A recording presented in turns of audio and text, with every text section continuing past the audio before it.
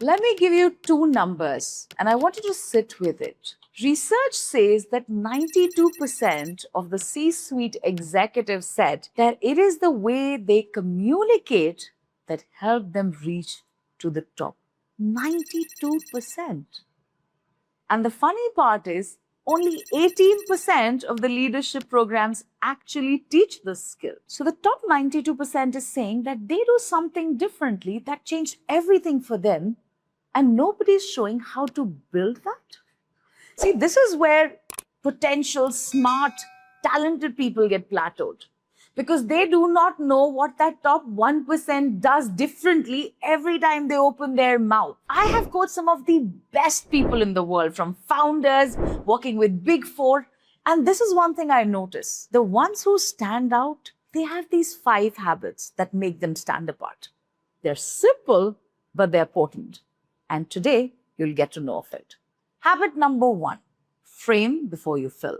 I review a lot of these board meetings, the high stake quarterly ones. I once saw this director, and when it was her turn, she just jumped in. Everything ready, the risk analysis, the numbers, the client updates. Very thorough, very well prepared. But what I also noticed were the people in the room gradually zoning out. Someone checking their voice, someone fiddling with a pen. But then another director popped up. This time he said, well, I just want to tell you what we have done this quarter, what we've learned from it, and what I suggest are the next steps. What I also noticed is that the room gradually leaned in. This is the difference between starting and framing. See, when you just start, people have to pick and choose in what you offer. But when you frame, it's like you give them a map and all they have to do is just follow you along. So always frame before you fill. Hack number 2, simple words is equal to interesting delivery. So I have this mentee who's a founder. You know how AI guys are really, really sharp. Now this guy tells me that I have a presentation laid out and it's technically perfect. I've seen the slides, mind-blowing. But every time he presents, 4 minutes in and the room just glazes over. I say, what's the problem? He says, I give them everything in the presentation. I prepare it so thoroughly. Then what's the problem? They have all the information they need. And I say, exactly. That's the problem. You give them way too much information and maybe in way more complex words that they understand. So we sat down on the presentation and I kid you not, 3 minutes in, I found 10 words and phrases that one would have to say, wait, let me just Google this first. So I told him, no, actually, I forced him because he didn't want to simplify. But I said, can we just simplify the language? So a few weeks in, another presentation.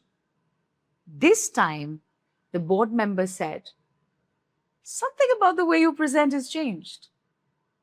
Like it. Now, mind you, it's not that he changed the content or the context.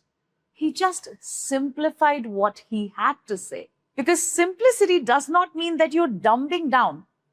Simplifying only means that you're highlighting your ideas more than you're highlighting your vocabulary. Habit number 3, let your voice match your intent. This one I learned the hard way watching someone. So, watching a conclave and a lady walks in on stage talking about her NGO. And they were doing this amazing work for past 3 years. But it sounded like she was delivering terms and condition kind of a document there. Flat, absolute monotone. Understand one thing, that your voice carries the weight of your words. Think of it. If the words that you're choosing to use says, this is fascinating, and you say it exactly like this is fascinating, it doesn't sound or feel fascinating because your voice doesn't match the intent of your words. So next time you go for an important conversation, a presentation, pitch, whatever, ask yourself that, is my voice matching the meaning of my words? If not, you need to learn how to tackle this by developing voice modulation. Habit number 4, hold your ideas to 3. So a founder I was working with was doing a presentation with her board for budget. She comes up and says, I have these 11 points. 11. So I said, okay, listen, just pick 3. The moment I said it, it looked like I had asked her to abandon her children. But somehow she agreed to do 3. And as we were discussing this, we figured out that most of these ideas were fitting under the umbrella of these 3 points. Come the day, does the meeting, presents to the board, gets the budget approval. And one of the board members even said this was one of the most pragmatic style of presentation that I've seen. Understand that she didn't change much. She just chose the 3 best ideas. Because we are very attached to it, it's difficult to let go. But the fact is, human mind can only absorb 3 ideas at a time. So my suggestion is, pick 3 of your best ideas that will bring about the change or the outcome that you want. Rest everything, believe me, won't matter as much. Because it's better to have 3 well-baked ideas than to have 11 half-baked, tasteless, and not making any difference. Habit number 5, tell one story. I clearly remember about a few months back, I was in Paris. You know, one of those days when everything feels perfect, because I was going to my favorite cafe, Angelina. I'm in their croissant and their coffee. Anyways, I'm sitting down for a cup of coffee and I get this message which says, by the time you're back home, I may not have a job. I did not finish my coffee. This one sentence had such a high surge of emotion in me, more than anything that this person has ever sent me, a report, a meeting, a video. And this is exactly what stories do.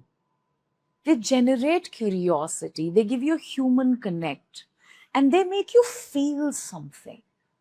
Sometimes when we dive into information, we just talk facts. Yes, facts tell, but stories are what connects to people.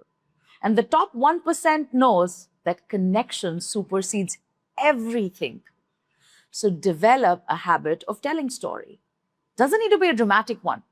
Just one that feels human, relatable, and connectable. So here are the 5 habits. Let's recap.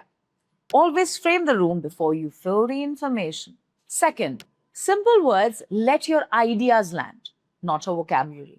Third, match your voice with your intent. Fourth, always try and cluster your ideas in a group of 3.